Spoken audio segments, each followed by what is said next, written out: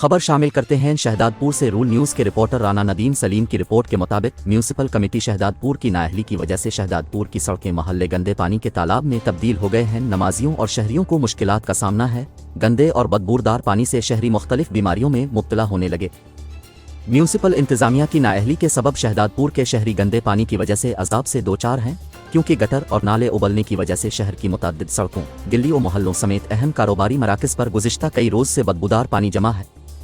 शहर शहदादपुर के मसरूफ़ तरीन मकाम Janipura, Farooq Azam Chowk, station road, Nagesha road, Madani society, Tando Adam road के इलाकों में सीवरेज का निज़ाम दिरहम बरहम होने की वजह से 1 फुट तक पानी जमा है। इस ज़िम्मे में शहदादपुर के शहरियों की जानिब से गंदे पानी की निकासी के लिए वज़ीर बल्दियात समेत बाला हुक्काम से नोटिस लेने का मुतालबा करते हुए कहना है कि नाअहल म्यूनिसिपल इंतज़ामिया के खिलाफ सख्त एक्शन लिया जाए ताकि परेशानी से दो चार शहरियों की दाद रसी हो सके।